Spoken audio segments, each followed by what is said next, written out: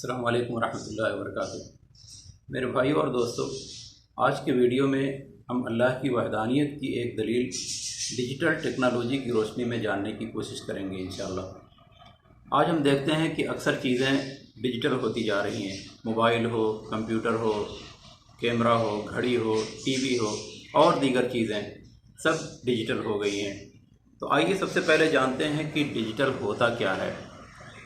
Digital یہ digit سے بنا ہے اور ڈیجٹ کا مطلب ہوتا ہے نمبر، تو ڈیجیٹل کا مطلب ہوا نمبر والا اور ڈیجیٹل ٹیکنالوجی کا مطلب ہوا نمبر والی ٹیکنالوجی۔ تو اب نمبر والی ٹیکنالوجی کیا ہوتی ہے؟ دراصل نمبر والی ٹیکنالوجی وہ الیکٹرانک ٹیکنالوجی ہے جس میں 2 نمبروں کا استعمال کیا جاتا ہے اور وہ 2 نمبر ہیں 0 اور 1۔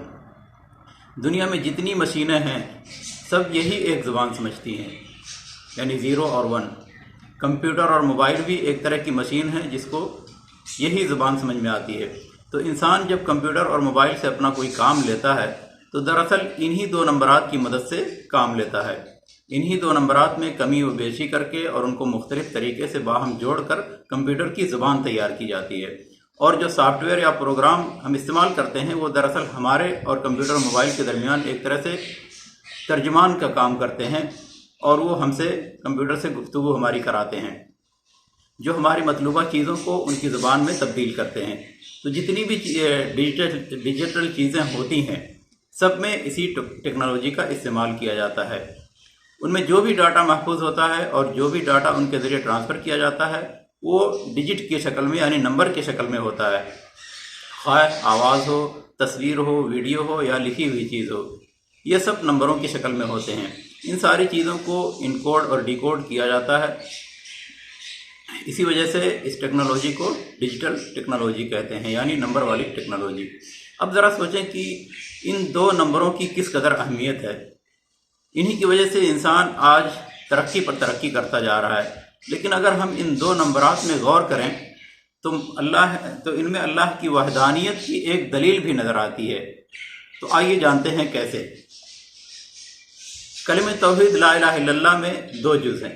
پہلا جز منفی ہے، یعنی 0، منفی کا مطلب ہوتا ہے 0، اور دوسرا جز مثبت ہے، اور مثبت 1 کو مثبت کہتے ہیں۔ تو جب ہم نے لا الہ کہا تو یہ معلوم ہوا کہ کوئی عبادت کا مستحق نہیں ہے، کوئی معبود برحق نہیں ہے، یعنی بالکل 0۔ تو ایک طرح سے ہم نے یہاں پہ 0 کا استعمال کیا، لا الہ الا کہہ کے لا الہ کر کے ہم نے 0 کا استعمال کیا کہ کوئی دنیا میں معبود برحق نہیں ہے۔ اس کے بعد جب ہم نے الا اللہ کہا تو یہ ثابت کیا کہ ہاں ایک ہے جو عبادت کا مستحق ہے، صرف ایک ہی ذات ہے جو عبادت کی حقدار ہے، اور وہ ہے اللہ کی ذات۔ تو یہاں پہ ہم نے 1 کا استعمال کیا، لا الہ کہہ کے ہم نے 0 کا استعمال کیا اور الا اللہ کہہ کے ہم نے 1 کا استعمال کیا۔ تو ایک طرح سے اس ٹیکنالوجی سے ہم نے اللہ کی وحدانیت پر دلیل اخذ کی ہے۔ اسی طرح جو ہم دیکھتے ہیں کہ ڈیجیٹل ٹیکنالوجی میں ان 2 نمبرات کا استعمال کچھ اس طرح ہوتا ہے کہ کبھی 1 سے پہلے 0 لکھا جاتا ہے، کبھی 1 کے بعد 0 لکھا جاتا ہے۔ تو اس سے یہ نتیجہ نکل کر سامنے آتا ہے کہ اللہ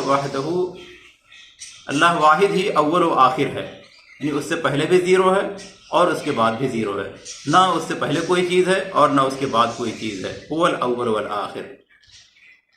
اسی طرح اس ٹیکنالوجی میں موجود نمبرات یعنی 1 اور 0 سے اللہ کی وحدانیت کی ایک دلیل اس طرح سے نکال سکتے ہیں کہ اللہ کے جتنے اسماء و صفات ہیں ان میں وہ منفرد اور اکیلا ہے، اس کے برابر کوئی نہیں ہے۔ اللہ کے علاوہ جتنے ہیں وہ سب 0 ہیں، اور اللہ ہی صرف 1 ہے، اللہ ہی واحد ہے۔ اسی طرح جب ہم زمین سے لے کر آسمان تر جتنے ستارے ہیں، سیارے ہیں، سب پر نظر ڈالتے ہیں تو معلوم ہوتا ہے کہ سب کو اللہ تعالیٰ نے گول اور دائرے کی شکل میں بنایا ہے، خواہ وہ چاند ہو، سورج ہو یا دیگر ستارے اور سیارے ہوں۔